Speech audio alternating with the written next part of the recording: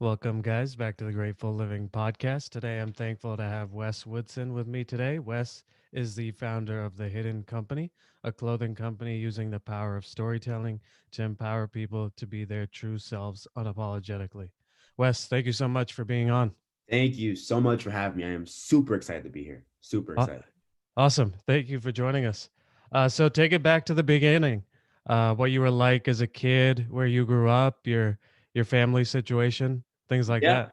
totally, man. I grew up in a small suburb called Sharon, Massachusetts. So, if you're any Patriot fans, if you're any of your listeners are Patriot fans, I live like 15 minutes away from the stadium, Gillette Stadium.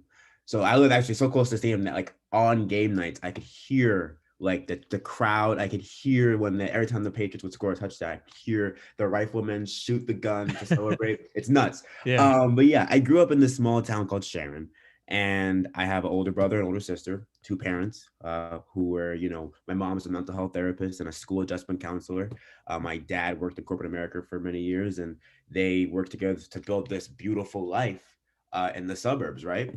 And obviously, I'm a person of color. I'm black, and I was one of the few black kids in my community. And the reason why I mentioned that is because all the way up until I was like in sixth grade, I mean, we're gonna probably get into that, but Yeah. it was a big thing kind of being one of the few black kids in my class. Besides that, I was very much your quiet, kind of observant kid who was always trying to make a quick dollar and store. I had like I would do this thing where I would take expo markers and like crack open the top of them and like take the ink out and then just, like hide money from my parents in the expo markers. Yeah, I was That's hoarding money. awesome. Yeah. But I had all these side hustles, right? I have a list of allergies personally, so I'm allergic to like nuts and all this stuff. And I remember I would go to like birthday parties and they would give out, chocolate for like the goodie bags. And I couldn't eat them. So I would Yeah. literally, take all the candy and try to resell them to my neighbors. And that was like my first little side hustle. But yeah, I was just that kid trying to make a quick buck. And that kind of continued all the way through my, middle school and high school experience. Yeah. So you talked about growing up in a suburb where uh you were a minority, Yes. one of the only, people of color. Yes. Talk about when was that something you were aware of like in second grade, or was that something like seventh grade, or like when did that That's a kind of come to question. your awareness? Because I think as kids, obviously, I mean, what you color your skin is, but Yeah. when you're playing soccer, you're not aware, like you're just playing soccer. I'm gonna be honest with you. I have never gotten that question ever in any of the. So thank you for asking that question. I've never gotten that. Um, I think it was really in fifth grade. Okay. Fifth grade, and I remember because they showed a film for Black History Month. I'll never forget it. They showed a film for Black History Month, and obviously it was highlighting the civil rights movement. And when you show a film like that, I mean, I think me personally, my parents always raised me. I grew up watching documentaries like Roots, which documented the process of like the slave trade. Essentially, they did a very much of a good job trying to educate me on where I came from. But that was inside my household, right? So I was able to have those intimate conversations with my parents in case I had any questions. Now I go to a school where I'm literally one of the only black kids in the class, and the teachers thought it was a good idea to show a documentary where people who look like me are being have dogs sicked on them, have hoses being turned on them, being literally it showed tapes of black men being beaten by the police. And obviously throughout this documentary there's just the N word kept coming up. And the reason why I bring this up because I had a close friend of mine at the time. The day after they showed the documentary, obviously they debriefed us and like tried to use it as an educational experience, but it backfired because I went to my friend's house that day and we were playing hide and go seek, and he kept using the N word to call me, Yeah. and he didn't know the danger of the word, but I was like, that's not right. And I think that was the first moment when I realized, holy cow, okay, I'm definitely different than my classmates, right? And I think my parents did the best they could to prepare me, but that one experience just defined it that my time at Sharon is going to be a very different experience. Yeah. Can you elaborate more on, because I think especially, you know, I'll just say it how it is. Like for the white folks, uh, they don't have that experience, right? Of No. being, you might be in a 28 person class, right? Right. And you're the only black person. Like they Right. don't have that experience of being in a 28 person class and being the only white person. Right. And then you see this film and stuff like that. And you're the only one that's Literally. internalizing it because the other people can't relate to No, it. they can't. And then also there's now everybody's looking at you to speak about the whole race. And it's like, you Yes. might just be a kid. Like, you might That's not want it. to speak for the whole race. Exactly, exactly. And I think that's such a great point because I call it being the black ambassador, right? I think definitely in sixth grade we read this book called Roll with Thunder, Hear My Cry. And it's a book about literally the civil rights movement and like these black kids who grew up through the whole experience. And we read the book in class, and every time the N-word was mentioned or any time something came up regarding race, all the kids would look at me. And I was like, I mean, I'm not the designated person that has, I'm still going through it too. I'm Yeah. still learning too, just like you are. But you're right. I was one of the only kids to internalize it in the class. And it was a very, very interesting experience. Yeah.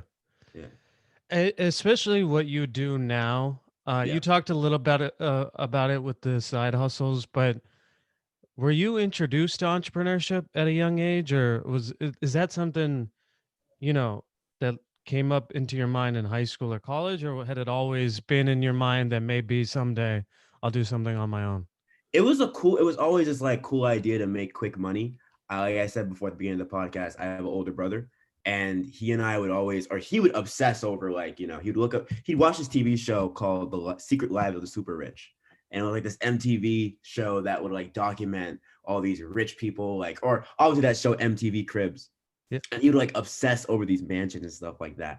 And then one day I tripped up on like, the Forbes magazine that my dad would read sometimes. And I just like looked at all these guys who had all this money. And I was like, how do they have all this money? And I found this whole idea that, starting a business, how you make that money. So that's kind of how I got introduced to it, kind of by accident. Neither of my parents are entrepreneurs themselves. My grandfather definitely encouraged the idea of, chasing your dreams. And it was my dream at the time to make a lot of money. So what do you do when you're like 7 or 8 years old? You start selling candy. Yeah. You know what I Yeah. mean? You start selling Pokemon cards. And that's what I did. Yeah. At the age of 12, you were diagnosed with a rare skin condition. Yeah. Do you want to talk about that? Of course, of course. So I was in sixth grade, so 12 years old. I was diagnosed with vitiligo. So it's the same thing Michael Jackson has. And it causes a discoloration in the pigment of your skin. And I had white spots appear on my hands, my feet, my elbows. I had some on my face. And obviously, as you can imagine, when you're in sixth grade, obviously you're gonna start going through puberty, and everyone else notices that. And I'm already one of the few black kids in the classroom. So now I have this, discoloration that's making me half white, half black. And I was called everything from Leopard Boy, Michael Jackson, Oreo, all these Well, weird names that I yeah. don't even understand till this day. And friends of mine would kind of joke it off like this stuff. And I remember for a long period of time, all through middle school, I'd always hide my hands in my pockets. And that was kind of how I chose to cope with it, by hiding it. You know what I mean? And I figured that that was the best way I could do it. My parents thought it was a good idea for me to enter like, experimental treatments. So I did all the creams, all the ointments, I did all the vitamin stuff you could take. I even went as far as they were going to have a surgical procedure of like taking skin from other parts of my body and putting it onto my hands. It was very Yeah. strange. I did not want to do that. I did light therapy where you would sit in a tanning booth twice a week and just like sit like this. And like for 10 minutes, they would like, try to intensify your exposure to like sun, and hopefully you get the coloration back. It never really came back. So I did all these things, and none of it worked. I even tried makeup, and it didn't even help me. I still had this sense of emptiness inside of me. So I did this for like 8 years. This was like an 8-year journey. So time I was 12 years old until I was 20 years old, and I was in college at that point. And I remember at college, I went to Babson College, where you go, Yeah. and they teach us entrepreneurship. They teach us that if you see a problem out in the world, you can make the solution. And I was sitting in my class, and obviously I still had this problem. That I was hiding who I was. And I knew that other people have this thing too, but I didn't really think about other people. I really thought about myself at the Yeah. Yeah. time. And I wanted to make something that would encourage me to not hide who I was. So what I did was I ended up designing this idea for this hoodie, which I'm wearing right now. Actually, it says "Be not afraid to stand alone." And that's kind of what I felt. I felt so alone in what I was going through at the time, and I didn't want to feel that way anymore. And I took it a step further and I literally wrote my entire story in word form, just what I'm telling you right now. And I put it on Medium and I posted it on Facebook. And before I knew it, all my friends on campus and their friends, it kind of went viral on campus. Yeah. And everyone was like, where can I get that hoodie? And then boom, a business was made, kind of Yeah. by accident. Yeah. By me just sharing my personal story. So that was how I went from being a kid who had vitiligo to a person who started a business to empower other people to never feel the way that I once did. And that's kind of how it came full circle. Yeah. Did you now you said you got called names and Yeah. things like that. And obviously Right. I don't want to put you in a bad mental headspace, but Oh, okay. just for the value of the people listening, you know, it seems like bullying might have been, it seemed those are a little bit of signs of people bullying you. Yes. As you look back, obviously now you're a lot, a lot more mature than your 12-year-old self, but Thank you. what effect do you think that had on you being It called, leopard boy? it made me feel like an outsider, right? Because also, what most people don't really know that at the same time while this is happening, my parents are going through a divorce. So I'm literally in the middle of all this. I'm going to school where I'm getting called these names. I'm going back home. My parents are arguing with each other. Not the best environment for a kid to be in. No. So there was many nights where I would come home and literally just cry, and I did not want to go back to school. And it was a very, very weird experience. So bad that literally, not to go off on an aside, but No. I had met someone who was friends with me in middle school, and something happened in middle school between that person and myself. And he apologized. This happened like literally weeks ago, Yeah. and he apologized for something that happened in middle school. And I told him, I was like, bro, I have no idea what you're talking about. Yeah. And I took a second. I was like, holy cow! Like, was middle school that traumatic that I just blocked it Blocked off? it out. You know, Yeah. what I mean? I just blocked it off. So that's what I came to that realization. I was like, holy cow! Like, yo, this was such a traumatic experience of my life that I blocked it out. And that's where I was like, all right, yeah, middle school wasn't the best time of my life. Yeah. Yeah. It was Yeah. not at all. Obviously we're going to get into it later. You're coming out with a book called The Anxiety Advantage. Yes. Uh do you think, as you look on your life journey, is that when you think anxiety and mental health started being a part of your life at, around 12? You're going through a divorce, and people are, calling you names based on a skin condition. Right, right. I mean, honestly, when you think back to my journey of my mental health experience, I think it actually starts in third grade because Okay. how it way manifested itself earlier on was testing anxiety. So obviously in Massachusetts, we have this big standardized test that we take called the MCAS. And I remember it tests you on like math, English, and science, I think. And I remember I'd always get this feeling. I didn't really know it was anxiety then, but I'd get this like strange, sweaty feeling, this like emptiness in my stomach, shaking. And every time the test would come, I would literally blank, no matter how much I studied. And my teachers took notice and they gave me extra help. And I really didn't really kind of know it was testing anxiety or social anxiety or performance based anxiety, all these real things I learned later on. But I think you're right. I mean, around sixth grade, kind of that was my first experience with depression. The idea of feeling lonely, trapped, isolated. That was like the first experience. And then my parents' divorce, it was just that was a very, very, very, very, very strange and tough time that allowed me to, yes, be anxious and always on edge. Even now until this day, like I don't like loud noises. I don't like bangs. I don't like, things constantly I don't like loud things because Yeah. like Yeah. when I was a kid, it was kind of like was always loud. So I try to actually, try to be in the best mental headspace I can. We'll talk about the book in a second, but yeah, I think it goes all the way back to when I was in third grade. That's when I first started to experience feeling anxious. Yeah. And as you talk about your middle and high school experience, do you remember anyone even talking about mental health, or like, were you even, were you aware that that was something that people went through? I mean, I know my mom, who I told you before, she's a Oh, mental true, health true. therapist, Yeah, yeah. right? So, Yeah, oh, I knew that she helps other kids in her yeah. school. Like she would tell me stories about, kids. I mean, she works in a very, low income community for Yeah, a school in that community. And she would tell me stories about these kids who would have terrible home lives, have abusive parents. And I didn't really have that. So I couldn't really relate to that. So I always knew people went through mental health issues. I just didn't think it was me. I didn't. It was a weird kind of disconnect. My mom would always tell me these stories, but I was like, oh, that's not really me. So I don't have that. yeah. But when I kind of grew up, I was like, oh, wait a minute, like There's different forms. there's different forms of it. Yeah, Exactly, exactly, exactly. So as a kid, I wasn't really familiar with the words in anxiety or depression, but as I got older, I became more familiar with it. yeah. And yeah, So talk to us about you started a nonprofit called Feet to Feet yeah, that at was when some I point. was 16. That was, whoa, that was way back, way Yeah, back, way back. That was 5 years ago. Oh, no, six. yeah. No, 6 years ago. Oh my, yeah, yes, I Talk, did. talk to us about that. I mean, there's not a lot of 16-year-olds starting nonprofits. So Yeah, I appreciate you bringing that up. When I was in literally my sophomore year in high school, so I actually changed. I left my public school system in Sharon, and I yeah, went to an all boys Catholic high school in West Roxbury, Massachusetts. And it was this cool experience because my high school years were a lot better than my middle school years. And what made it so great was every year they go on this, they host this trip to South America, so Peru, and you stay in this house hosted by these two brothers, these two priests.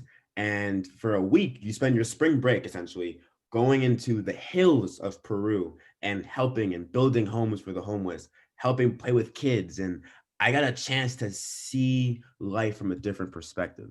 And literally in that moment, I remember during this whole time, we were literally bringing food up to this woman that was on this big hill, and we got to the top of the hill. There was these like group of boys playing in the corner, and I went over to them and I just started playing, just naturally playing.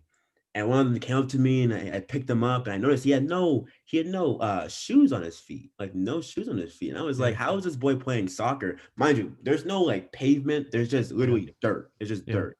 And I'm like, there's no how does this boy not have any shoes? So that was kind of like, I know I have a bunch of shoes in my house that I don't wear anymore. And I know my friends have a bunch of shoes they don't wear anymore. So what if I took all those shoes there and sent them to Peru for the boy, right? That was the mission. And then I came home and my mom kind of told me, who works in that low income environment I told you about, she was like, wait, I have kids who literally don't have sneakers either. And they live like here, like yeah, 20 minutes away from where I live right now. And I was like, oh, okay. So maybe the mission should be to help them first. And maybe we'll get big enough where one day we'll help, the little boy's name was Nico. yeah, So maybe one day we can help Nico. So I started off literally just emailing my friends, my family, asking them for spare sneakers, gently used spare sneakers. And I would fill up in my first car that had a Volkswagen Jetta, and I would drive around the local shelters and just literally distribute them. wow, And that was the nonprofit. The idea was just like recycling gently used sneakers, and that's how it started. And I got the pleasure of working with Reebok. They gave me a big donation, and from there it kind of took off. And that was the story that kind of got me into Babson College, and the rest was history. When I got to Babson College, I learned the idea of something being sustainable, and I realized that obviously the downside of it was people outgrow their sneakers. You know what I mean? I wasn't really solving the problem. And I think with businesses or organizations, you should try to actually solve the problem in a sustainable way. And I wasn't doing that, so I had to close it down, yeah, unfortunately. But it was a giant learning experience. You know what I yeah, mean? yeah, Like you said, like what kid at 16 starts a nonprofit? And I had the pleasure of working with the YMCA, Reebok, and my old high school, and it was a really, really fun and enriching experience. So I really do. I mean, I'm not saying in the future I won't return to something like that. But yeah, it was definitely a rewarding experience. yeah. I just want to say you had incredible maturity. I can't imagine my 16-year-old self spending weekends. Uh, I don't think I was that selfless going to Boston and sharing shoes with people. So I that's had parents awesome. who encouraged it Yeah, from you know, a that's young age. awesome. Yeah. And like you said, I mean, I'm sure you had a lot of learning. You met people that you wouldn't have met, Yeah. and it's probably helped you to today. So, Yes. Yes. you talked about Babson. Yeah. Talk about your process. You know, your senior year of high school, and how you're deciding about with colleges and what led you to Babson. Bro, that is a story. That is a story in itself. Oh my gosh. So all my class, all my like classmates and my friends, they're applying to like 10 to 15 schools. I applied to five. Mm. And the five I applied to were NYU, UPenn, Northeastern, Syracuse, and Babson. Oh, and I applied to Bentley too last minute. So that's Yeah, six. Um, I'll be honest and transparent here. When I was UPenn is a reach. I wasn't top of my class. I mean, but you hear again going back to when I was reading those Forbes news articles. I was like, oh, all the big CEOs they go to Wharton. So I was yeah, like, why not apply to UPenn, right? I applied, got an interview, did not get in. Northeastern did not get in. Syracuse was surprised, did not get in. Mind you, all these results are coming like in a 2 week window frame, right? So yeah, let's say I heard back from like Northeastern, Syracuse, UPenn on Monday, Tuesday, Wednesday of like the first week, right? Then I heard back from Bentley that same Thursday. So that Thursday, so I was like, oh my gosh, what am I gonna do? And Bentley waitlisted me. So I was like, oh my gosh, like that it's either Babson or nothing. You yeah, know what I yeah, mean? yeah, yeah, Um, and I remember when I was putting together my list, everyone was telling me I should target safer schools. You know yeah, what I mean? And that was a weird experience in itself because I knew I wanted Babson. I wanted Babson because in high school I did speech and debate, and we would compete nationally. And I was on a plane flying from Boston to California, and I was literally in the plane, and there was a Babson magazine stuffed in the airplane seat in front of me. I yeah, picked it up, and I was like, "Whoa, this is the number one school in the world for entrepreneurship! Like, I have to go there." yeah, So, but my teachers were like, "Oh, you don't have the grades for that." So I applied anyway, and turns out my aunt got her MBA. I know you're going through the MBA program yeah, right now. yep, My aunt got her MBA from Babson. I didn't know that at the time, but so I was like, I have to go to Babson, right? So I literally applied against what my teachers and guidance counselors, and they even had my senior year they hired a college advisor who was gonna help people apply to colleges. He was like saying, "Don't do it." I did it anyways. So mind you, I'm a kid who only applied to 6 schools. Everyone else applied to like 12. yeah, I got rejected from like 4 of them.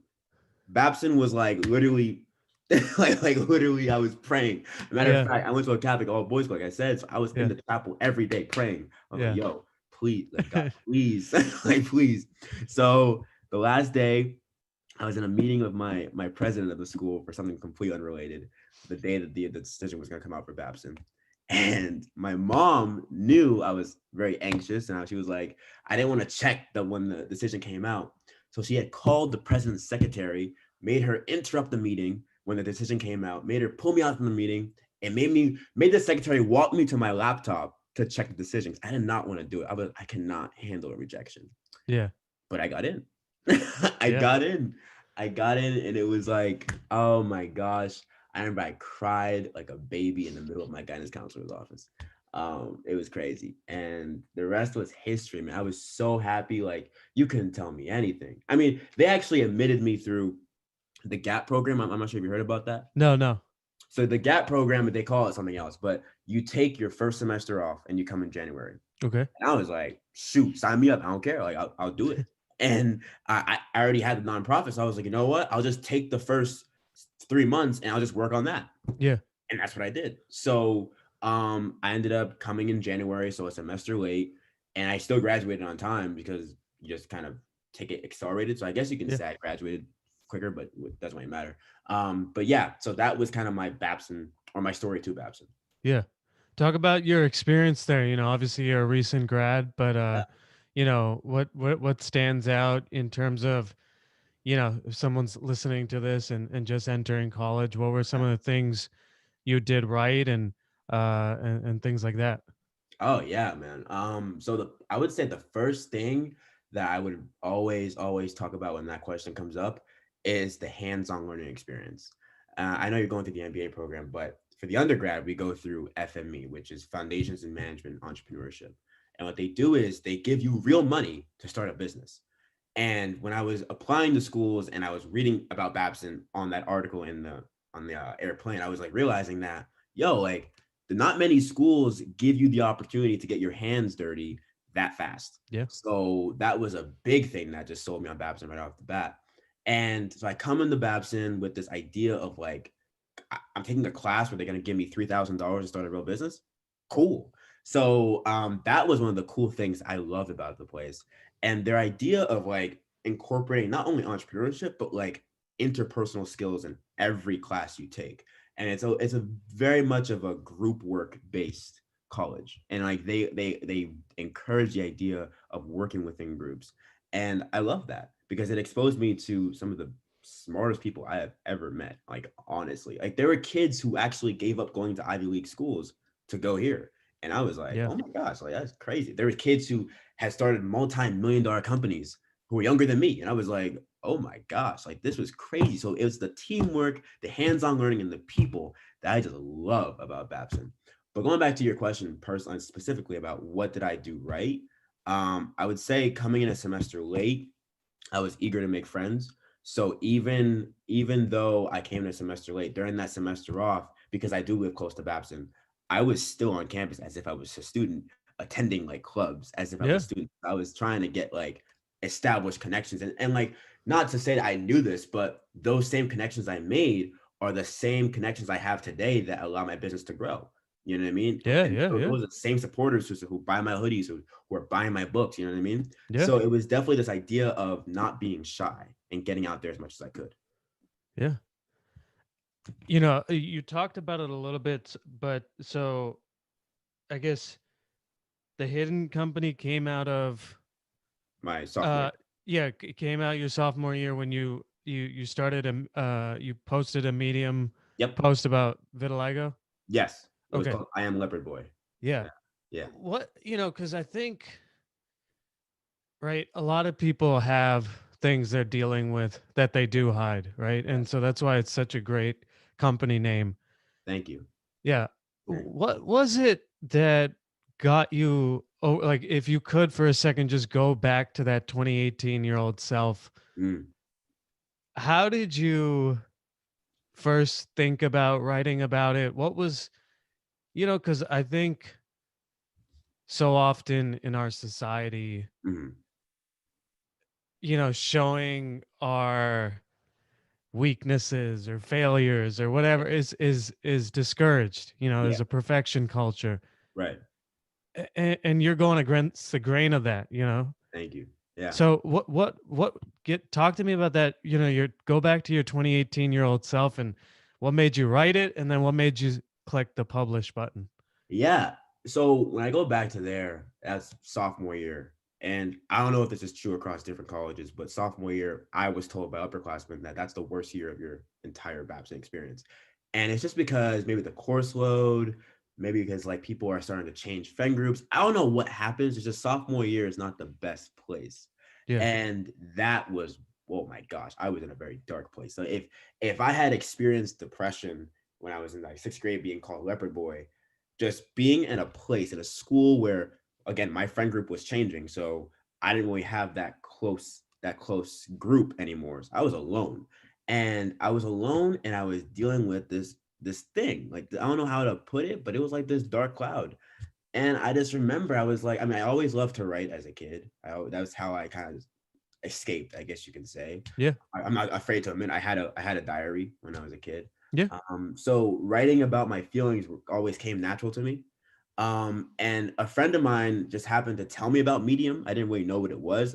I've always tried to try to start blogs in the past, but I just, whether it was a WordPress type thing or a newsletter, and it never really picked up. But Medium just appealed to me as like, oh, like it's kind of a mix of like a newsletter and WordPress, but you're not really collecting email, you're just writing and then pressing publish and then sharing it, whatever.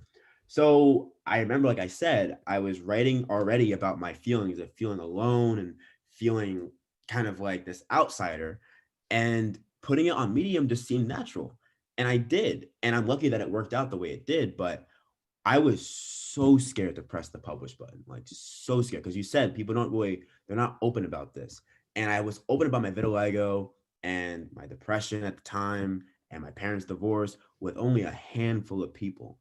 But it took me like you literally, again, I don't know why it's repetitive, but a lot of crying nights, like really just crying and just feeling alone. I didn't want to feel that way anymore. I didn't want to be silent anymore. So I wrote about it. Yeah. And I pressed publish. I remember I was at home, I pressed publish and I put it on Facebook. And I remember the amount of support I got for that because you said people were like, people don't do it naturally. And people were saying, like, you inspired me to do this. I remember a friend of mine's mom actually has vitiligo. Mm. And she showed her mom my piece called I Am Leopard Boy. And her mom, who hadn't left the bed in days, she left the bed for the first time. Wow. That was crazy to me. Yeah. Yeah. Like hearing that, that's nuts to me. Yeah. So if I could do that more, bro, I'm gonna do anything I can. Whether it's Medium, whether it's the book, whether it's speaking, whether it's selling T-shirts, I don't care. I want to help someone else not hide who they are. I know how bad and how dangerous it is, and how lonely it can be. Yeah. Um, That's awesome. Yeah. I think people forget that that can almost be freeing too, right? Yeah, so Just freeing. being your true self and like, Literally, stop hiding things. It's actually quite freeing mentally, everything. Like you can be your true self. literally, yes, yes, yes, yes, yes. Yeah. Honestly, and when I experienced that, I was like, I want to share it with everyone else. You know what I mean? But kind of when I talked about my spots and I was being very open about it, and I saw the level of impact it had, I didn't really know until like 2 years later. I was still hiding a big part of my life that was coming up, and it just, I mean, we're gonna get to it in a second. I Yeah. think we're into it, but it kind of exploded, and I had no choice but to be honest about it. So, yeah, that. So I definitely agree with you. When you kind of open the doors and reveal the curtain, it's a free experience. Yeah. As you said, it's awesome to inspire others to use Yeah. your life as an example. Yes. It's just priceless to know that you've changed one life, and obviously you've changed more than that, but even one. Thank you. Yeah. Even one. Even one. Just starts with one. Yeah. Yeah. So yeah, let's talk about, opening up about mental health and what what made you do that, and obviously again another tough topic. People don't like to hide that, I don't know. especially as a male. Yeah. You're supposed to have it all together, not Yeah. show emotion, Right. always supposed to you Right. know Right. And first off, but before I even answer that, I want to say thank you for like, this is like the first podcast interview I've ever done where it's like a linear kind of exploration. yeah. I've never really done that. So that's been kind of therapeutic for me. So thank you. Thank you so much Yeah, for thank you for saying providing that. that. Yeah, I love this show. But I think, for me personally, to answer your question about how I started to open about mental health and how I realized I have a problem and I need to do something about it. Obviously in school, I had the business, and then I became president of the student organization called Black Student Union. So it's like, I'm not sure if you're familiar with it, but it's a safe space for students of color on campus. Yeah. And I was voted as being vice president my junior year, and I was selected as president the next year. Yeah. My senior year, I was president of this organization, and things are going great. Obviously, this was, in my mind, this is the full circle moment of like being the only black kid to being the leader of like all the black kids. It was awesome. You know what I mean? Yeah. And with that came speeches or going to events. I remember I went to one event, and one of my e-board members, he pulled me aside and he asked me. He was like, "Wes, how do you have it all together?" I was I was like, well, I don't. Yeah. I don't. You know what I mean? I don't. I mean, at the time, I had a relationship, I had the business, I was doing good in school. I mean, my grades weren't the best, but people thought I was doing good, whatever. Yeah. Yeah. Um, and that was the key thing. People really thought I had it all together, but they didn't know behind the scenes I was having anxiety attacks at least once a week. Like Wow. it was nuts. Obviously, Babson is very competitive and Yeah. want to put your best foot forward. So it was my class schedule, it was the relationship, it was the business, it was everything was kind of piling on top of each other, and I didn't know how to manage it all at once. Yeah. So I tried my best to put on a fake face, and when I started to realize that mask I was wearing was chiseling off, was, like I told you before, I love to write. So in January of 2020, so the beginning of this year, Yeah. they had held a writing contest in order for MLK, which was literally going to be, the award ceremony was going to be in February, but they pushed back to January. That's neither here nor there. Anyway, so I won. I got top three, and the winners got a chance to share their piece in front of everyone at this Yeah. big award ceremony in front of like 1,000 people, right? So I'm like, oh, this is gonna be great. So I won, and the piece that I wrote was a series of letters between my 22-year-old version of myself and my 12-year version of myself, right? Yeah. So the idea was pretty cool because how it came full circle in the piece was the last line was, "Dear Wes, I hope you can realize you're finally happy." And I remember I was literally on stage in front of all these people reading these series of letters, and the last line, I started bawling out in tears. And that is when it clicked. Holy cow, I don't think I have it all together. And I already was seeing a therapist through my college years because, like I said, it was just the weight of being a student at this big school that's kind of, very rigorous. It was kind of, Yeah. it was hard. So I already had a therapist, but something was still not right. And I was tired of kind of holding this mask together. And unfortunately, it took one night where I would have gotten into one of the biggest arguments of my life with a person who I was seeing at the time. And it was a very toxic relationship. And that kind of sent me down a downward spiral. It was a very traumatic breakup that just sent me down a very downward spiral. I remember I lost 10 pounds in 5 days, did not eat. I was very closed off. I was very, very, very anxious. And the only reason I'm able to talk about this the way I am now is because what came next. And I remember one night I was in my room that I actually started to commute to college. I could not be on campus anymore. Wow. The person I was Okay. seeing Yeah. was a bachelor student too. And I remember I was kind of like, oh my gosh, like, what do I do? And I had all this angst because Babson is small. You suffer. I mean, when you're a student leader on campus, people obviously know you. So people are going to talk, you know what I mean? And you're just very, very, very nervous about what people are going to think. And I remember I was home and it was 4:30 in the morning. I had already, I was in a very, very dark place. I didn't know what to do. And the only thing I thought that rationally made sense was to call the National Suicide Hotline because I didn't, even though I didn't have a plan for hurting myself, I did not have a plan for returning back to Babson and living either. So that was very, very rough. You know what I Yeah. mean? So I remember I was matched with this lady named Janice, who how the suicide hotline works is they match you with a therapist that volunteers here her time to, talk people down. And for 43 minutes, we talked. And that was the most beautiful conversation because like I felt for once in a while I could actually be honest about what I was feeling, what I was going through. And kind of like this conversation, we talked about when I was a kid. We talked about my parents' divorce. We talked about the toxic relationship. We talked about all these things. And for 43 minutes, at the end of it, because she won't stay on the phone with me all night, you know what I mean? Yeah. At 4:30 Yeah. in the morning, I was still there. And the next morning, I went to check myself into the hospital because I knew there was a serious problem that my therapist couldn't fix. I knew I needed more help than that. I go into the hospital, and I don't know if, I mean, for your viewer, for your listeners, when you go to the ER for a mental health issue, you think, you're just gonna be sat down and asked questions. But I was led down this like weird hallway, essentially for a different wing for mental health patients. And I was led into this room where you literally have to strip down all your personal items, put them in an orange bag.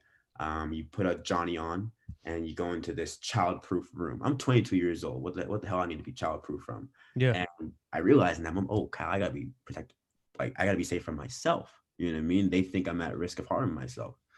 And I'm in there for about 4 hours. My mom comes, and she and I are just like, whoa, like where are you right now? You know what I mean? It was kind of like I kind of let the anxiety out of control. It was nuts. And the doctor comes in, he gives me a psychiatric exam, asks me a list of questions. I don't even remember what he asked me. I ended up passing, and he gives me three options. And that is where I chose the best thing I could have chosen in my life. Better than the business, better than the nonprofit, better than going to Babson. I honestly believe this is the best decision I can make. He gave me three choices. He said, one, you can go back to your therapist, get medication, go back to therapy, go back to school. Two, you can become an inpatient program, go live here at the hospital. Or three, you can go into an outpatient program. So an outpatient program is like going to group therapy for 5 days a week, 9 hours a day. And instead of learning about, business and like finance, all this cool stuff, you're learning about how to manage your anxiety. and you're learning about self care things, positive coping mechanisms. You're learning from other people, and I was like, I'll do that, and you get to go home after at the end of the day. So instead of Yeah. like staying in the hospital, you get to go home. So I took a brief leave from school, and I went to this mental health facility for 3 weeks. And I call it anxiety school for that reason, because it was kind of like I learned how to better manage my anxiety. And I was in this mental health facility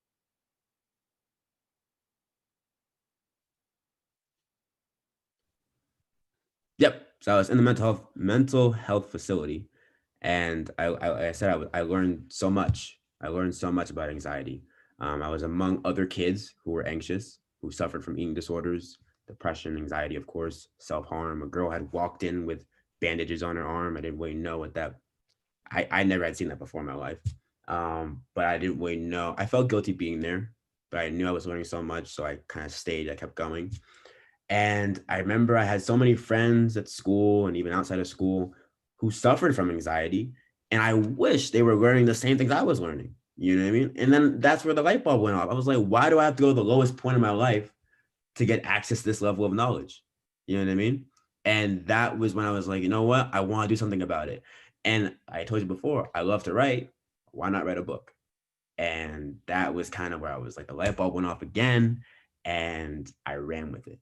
I remember leaving that mental health facility, pitching the book idea to anyone who would listen, like anyone, my mom, my friends, my dad, my brother, my sister, the people I even pitched it to like the guy who takes your ID to swipe you in for the dining hall. I was like, yo, Yeah. I got to hear about this book idea. Yeah. And like everyone was like, oh, that's great. You know what I mean? That's great. So I ended up pitching it to a friend of mine who wrote a book through this program founded by this professor at a Georgetown University. And I was like, yo, like sign me up, like put me in touch. And I pitched it to him, and he loved it, and he agreed to publish my book. And that's what started this whole journey of writing this book. And I'm proud to say that it will be published in April of 2021. It has been a ride. And after I've kind of gone through what I call in the book anxiety school, my life has changed. It has literally changed. I went from being a kid who had struggled to wake up in the morning. Like I could barely make my 8 a.m. classes. And now I wake up at 4:30 in the morning. Every day I work out. I have a consistent routine. Now I don't want to get it twisted. Like, I still have days where I feel low or I feel bad. I am in a dark place. I mean, honestly, if I'm being fully transparent, a few days ago I was in a dark place. But Yeah. what I learned in anxiety school was when you have people around you that could lift you up and can literally be there for you no matter what. I call it in the book building your dream team. You know what I mean? Like in sports, I mean, I call it after the 92 basketball Olympic team that had Michael Jordan, Larry Bird, Scottie Pippen, all these people. You know, you think about it in that context. Like for mental health, it should be the same. You have on a team, you have the players, you have your coach, and you have your playbook, right? Mental health, the same thing. Your players, your teammates, are your friends. Your coach is your therapist. Your playbook is your toolbox, they call it and they call it at the mental health facility, they call it your toolbox. And I have that now. You know, I listen to music when I'm feeling anxious. I go for a walk, I go for a drive. I have a therapist. I have a beautiful girlfriend that like literally helps me and like literally was there that time I was feeling very, very low. I have all these things that support me. You know what I mean? And that is what I learned. And that is how I get out of those dark places. Cause like anxiety, you can't cure anxiety. You can't. So you have to learn how to live with it. And I teach that in the book is you can take pills to better manage it, but you can't let that be your crutch. You know what I mean? At some point, you have to do something to learn how to coexist with it. And that is what I teach in the book. How I've learned to coexist with it. Yeah. I just want to say that was incredibly powerful, and thank you for sharing that experience with us. Of course. I hope that anybody that hears that really feels okay, that it's Of course. okay to suffer from mental health and anxiety, and the important thing is to try and become more self-aware and Yeah. deal with it better, as you said, live Right. with it, and seek the proper help Yes. uh, that is necessary. Mm. That's just, that's truly, that was really incredible to hear. You took a leave of absence from Yeah. school. That's as hard of a decision, I imagine, Yeah. as any, you know. Yeah. Yeah. And it was my what? That was my second semester of my senior year. Wow. So that was and things ended up working out in my favor, right? Because around this time, like it was the February and March time. So around spring break, that's when the pandemic hit. Yeah. So my school was kind of already hitting pause. So I took a leave of absence 2 weeks before the pandemic hit. And then the last week I came back, that was the last week of school, Yeah. like in-person school. So all this is kind of like when you think about it, I mean, 2020 has obviously been a long year for Yeah. everyone. But when in context, it was in March. This was March. You know what I mean? Yeah. So I went from being anxious, depressed, suicidal in March to obviously still being here today Yeah. and having this book that I want to share with everyone else. And that is only because it worked out. It Yeah. only worked out. Yeah. So for anyone out there who is feeling this kind of way, I cannot stress to you the importance of getting help. Yeah. It should be normalized. Yeah. You talked about it a little bit. Therapy, Yeah. that's something that, I think there's I forget what the saying is, but often people don't address a problem because they don't acknowledge it, right? Yeah. And Yeah. going to therapy, for a lot of people, they don't take that step, right? They don't, because they don't want to acknowledge it, Mhm. because they view mental health struggles as weakness, Yes. Yes. which sucks, obviously. Terrible. Yeah. Terrible. Talk to us about how you got over that hump, and what therapy has, helped you with, or is it, with processing, or wh- how has therapy been a good part of your life? Yeah, and I think this is where I go back to my parents because I never was a part. I never bought into the stigma that getting help is bad, right? Because my mom is a mental health therapist herself. So when I was having these early struggles, like when I was having my struggles in college, my mom was the one that kind of encouraged me to go seek out a therapist. And when I was dealing with my parents' divorce and I was kind of acting out in school, they they told me to go get a therapist. So I've always kind of had therapy a part of my life. And each experience was different from the last. The therapist I have now is great. She's wonderful. She helps me out and she definitely introduces me to different perspectives. But I want to make it known that like I was kind of very fortunate to never have the stigma really around mental health be a big thing in my family because my mom kind of encouraged that for me. Yeah. Now, when we go into what it does for me, it's great because obviously, like I said, it shows me a different way of looking at my problems. It kind of allows me to take like a bird's eye view for my problems. But the biggest thing that my therapist does for me, what she has introduced to me, is the idea of mindfulness, right? And the idea of not necessarily like avoiding your pain. I think as human beings, we naturally want to avoid pain, but actually sitting with it and dissecting it and actually exploring, what is making you feel this level of angst or sadness or loneliness. Where do you feel it? Like what part of your body do you feel it? And that's so interesting to me because I've like for a long time, like I said, when it came to my anxiety, I kind of wanted to like put it under the rug. But now it's the idea of confronting it in a very creative way. You know what I mean? The idea of sitting with it and unpacking it. I remember literally I did like this. I had this meditation, this guided meditation kind of session with this priest. This is gonna sound so strange, but for a school project, I had to like analyze the intersection of religion and mental health. Yeah. And all this was I don't know how it comes full circle. But anyways, for this project, I interviewed a priest who held these like Zen zones, he called them, and they're virtual now because of the pandemic. And I went to one, and it was a guided meditation. He was like, it was basically mindfulness. That's what meditation is. It's part of mindfulness. And he walked us through this exercise of taking our thoughts and pains and angst to trial. That's what he called it.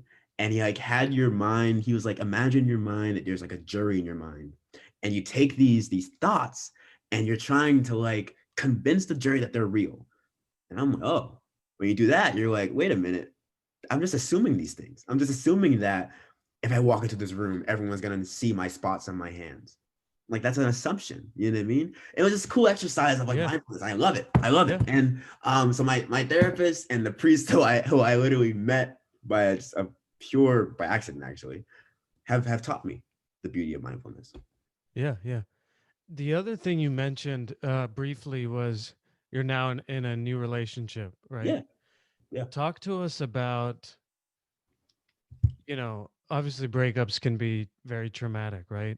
And so that next relationship can be tough because now you're entering into a phase where the last time you did it, Uh-huh.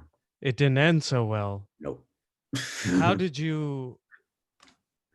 in terms of entering the relationship and Yeah. whatever you want to talk about, obviously it's y'all's business, but um, were you upfront about, your mental health history or, how did you create the trust and how does she trust you? How does she, stuff like that. You want to talk about that? Of course. I mean, I'm being very open.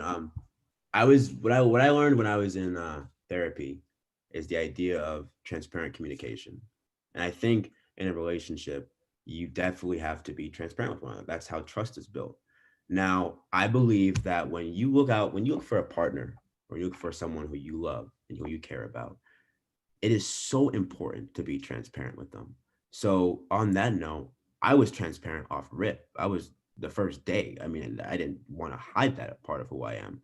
And obviously I didn't come out and just, give out this whole story after the view. Yeah, yeah, But yeah. I definitely over time, revealed it like an onion, like there's Yeah. layers to it. So definitely having someone who is patient enough, or she is so patient with me. Because obviously I'm a very impatient person. I like to do things. Yeah. But she's very patient with me that, obviously I will have my bad days, right? I will have my moments where I make assumptions or I get very anxious around things. I get over jealous about things. But the idea that we have that sense of transparent communication, the idea of, you know, being vulnerable with each other, that is what is so important. And that's what is, I think, is so beneficial to someone like a person like myself. I need that because I think in my previous relationships, I didn't have that. And that's why I love this person so much because I have the opportunity to be vulnerable and transparent with them. Yeah, yeah. That's awesome.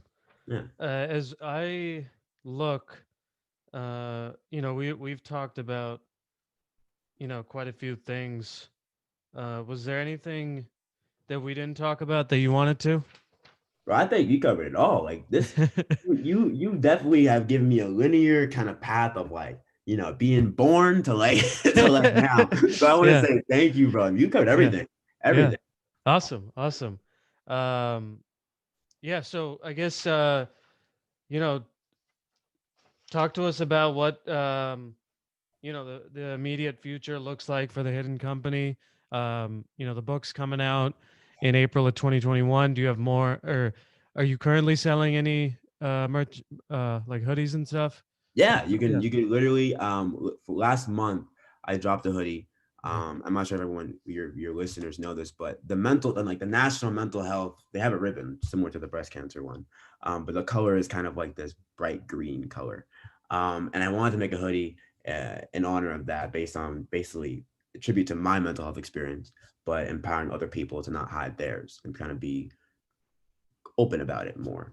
Obviously, that's the mission of the company. So last Yeah. month, I released this hoodie where I will donate 50% of the proceeds to NAMI, the National Wow. Alliance on Mental Illness. That's awesome. And that hoodie is still for sale right now at our website, www.thehiddenco.com. And maybe you'll link it in the Yeah. description. Yeah. I'll put it in the show Um, notes. but yeah, so in the future, what is coming? So the book comes out in April. I told you at the beginning of the podcast, I'm not sure if you were recording it or not, but my birthday is January 29th. So that's a Friday. And that week, the week of that, I'm launching my own podcast Awesome. where I talk to people about anxiety in a very authentic and transparent way, all on tape. Yeah. So it'll be coming out in January. Besides that, so let's see. Oh, yeah. The Hidden is going through a big rebrand. So for 2021, we'll be revamping our site, our social media. We have a lot of cool things, very, very cool things planned that I can't talk about right now. Yeah. But besides that, on top of all that stuff, when the book comes out, I'm going to be launching a speaking tour, Awesome. going to colleges around the Boston area and just talking about mental health in a very open way to really encourage the idea that it's okay to get help, especially as men and especially as men of color, Yeah. um, that we have to, be comfortable enough to get help. Yeah. So my only goal, it still remains the same. Starts with one person, empowering one person to take that step to not hide who they are. Yeah. Uh, and whether, like I said before, the book, the clothes, the podcast, speaking, that's the goal. That's awesome. Yeah, man. So for all the listeners, do you want to just let them know how they can? You mentioned the website for the company, Yep. but maybe if they want to follow you on social media, things like Yes. that. What Yeah. the So you can follow the clothing company at the Hidden Co on anything.